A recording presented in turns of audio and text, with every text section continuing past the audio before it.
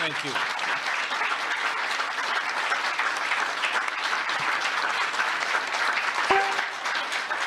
Thank you all.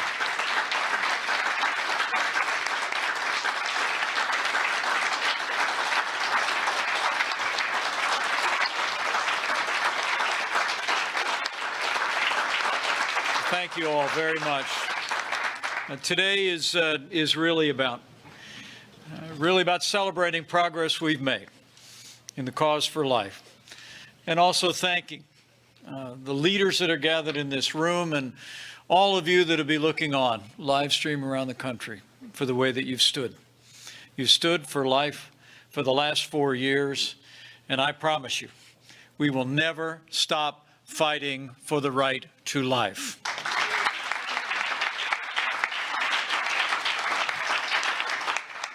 And on behalf of the President of the United States and the First Family, welcome to the White House.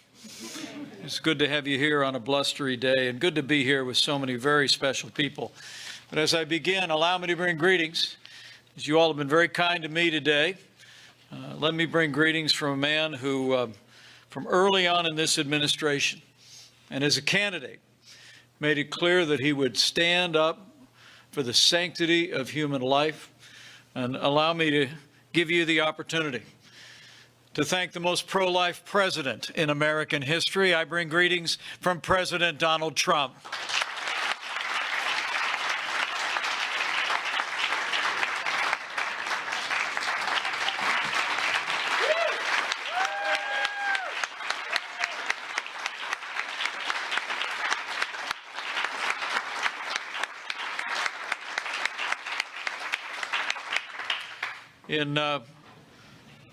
Even before our inauguration, 4 years ago, President Trump wrote to the Speaker of the House of Representatives in words that I believe are well to reflect on today. He said, "I believe it is the most basic duty of government to guard the innocent."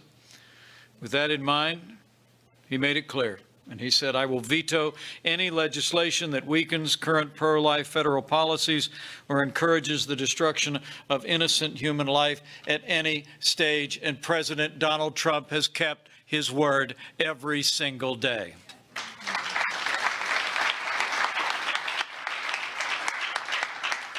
But I wanted to thank all of you on the President's behalf and on my own behalf for all that each one of you have done in the cause of life over the last 4 years. You'll hear from this podium today the milestones that we've marked together. It's all been because of all of you and because of the literally tens of millions of Americans who have labored in the cause for life since that dark day in 1973. But there are specific heroes in the room that I want to acknowledge who are with us today. I mean, to be able to serve in the role of Vice President, you also get to be President of the Senate. You get an up-close look at members of the United States Senate.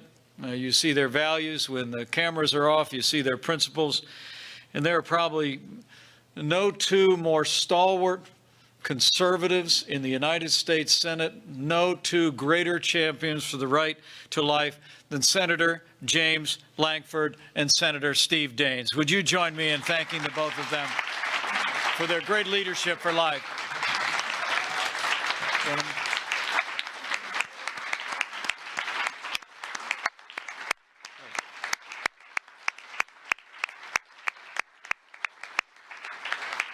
And there's a woman in the room who I got to know when she was a staff director for the Pro-Life Caucus in Congress. She has emerged as maybe one of the most effective pro-life leaders in the United States of America. Join me in thanking Marjorie Dannenfelser.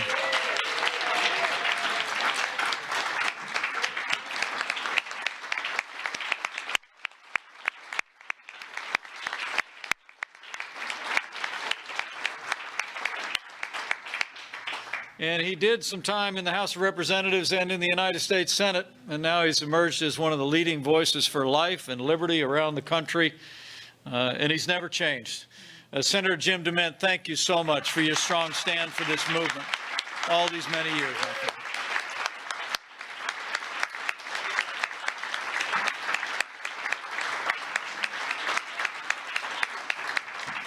And let me also acknowledge someone who worked back in the Reagan administration. Was Brooke, you'll be glad to know, was a chief domestic policy advisor. He would go on in organizations like the Family Research Council, Focus on the Family, now president of American Values, and a stalwart and eloquent champion for life, Gary Bauer. We thank you for your leadership and your support.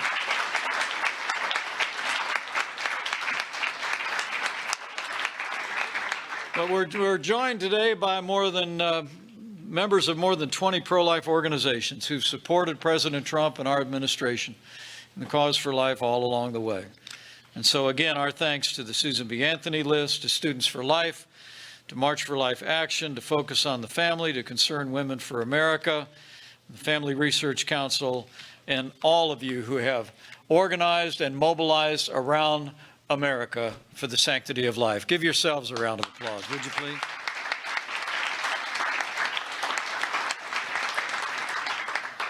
Well, like all of you gathered here today, I've long believed that a society can be judged by how it deals with its most vulnerable, the aged, the infirm, the disabled, and the unborn. President Trump said early in our administration, and I quote, "Every person is worth protecting. Every human life, born and unborn, is made in the holy image of Almighty God." In this administration, it's always been about life.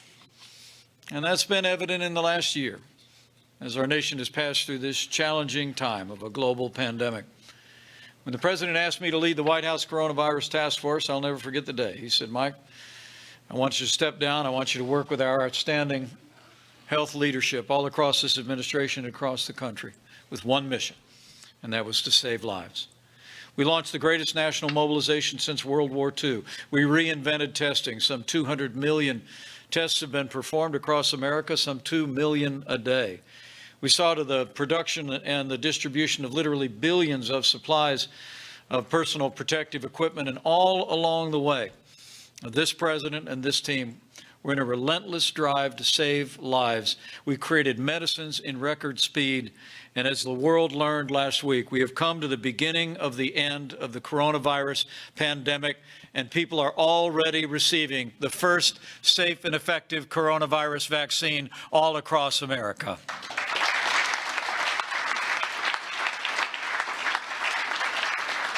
Secretary Azar and I were in Indiana yesterday at a distribution facility and manufacturing plant that will, with the approval of FDA, we hope this week, literally be distributing millions more of a new vaccine that could well be approved for the American people.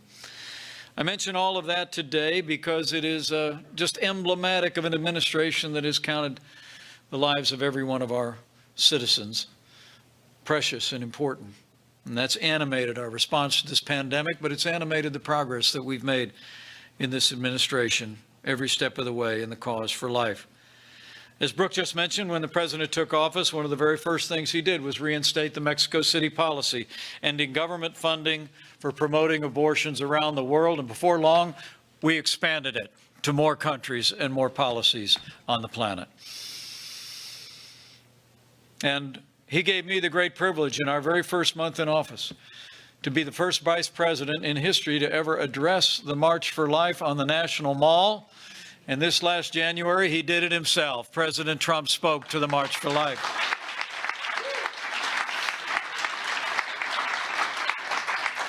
Before we took office, you all know that the largest abortion provider in America was also the largest recipient of federal funding under Title X. The year before we took office, we actually witnessed, along with the American people, the undercover videos that showed horrific conversations about the sale and transfer of parts of aborted babies. It's just unconscionable. But thanks to President Trump's leadership in March of 2017, I had the honor of casting the tie-breaking vote in the United States Senate to allow every state in America to defund Planned Parenthood, and President Trump signed it into law.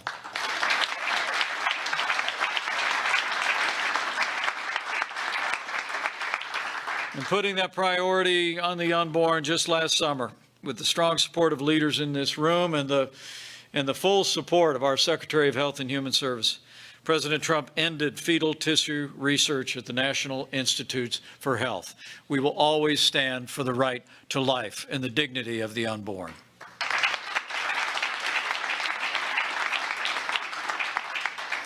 So we've made great progress all along the way, but perhaps it's altogether fitting with these two great senators in the room and one former senator in the room to talk about the really extraordinary progress that we've made in the courts across this land. As a candidate, President Trump promised the American people, he said, quote, "I will protect life, and the biggest way you can protect it is through the Supreme Court and putting people in the court," he said, and he promised, "I will appoint judges that will be pro-life," and that's just what he's done. As Brooke said, with yesterday's confirmation of the judge that will fill the seat of the newest justice on the Supreme Court, President Trump has appointed more than 220 conservatives to our federal courts at every level, including Justice Neil Gorsuch, Justice Brett Kavanaugh, and Justice Amy Coney Barrett.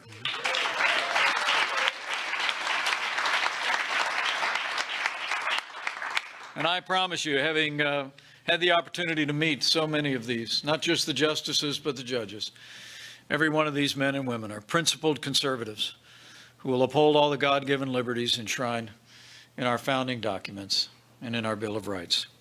It's truly a legacy that will reach generations, and it's a testament to what each one of you have done. Your support for this administration, your counsel along the way as those decisions were made by our president, whether it be in policies, in health, whether it be in decisions that were made about appointments to the court. I hope you all know, believe with all my heart that everyone in this room, right along with our president, has made a difference for life. So today we really gather to reflect on the great progress we've made for life under President Donald Trump and with all of your collective support, but also to thank all of you and to urge you, as we promise, to never stop fighting for the cause for life. I believe what we have demonstrated over these past 4 years is that when men and women who cherish the sanctity of life come together, let their voices be heard, when we rally behind great leaders at every level who will stand without apology for life, we can make extraordinary progress. And I truly do believe if all of us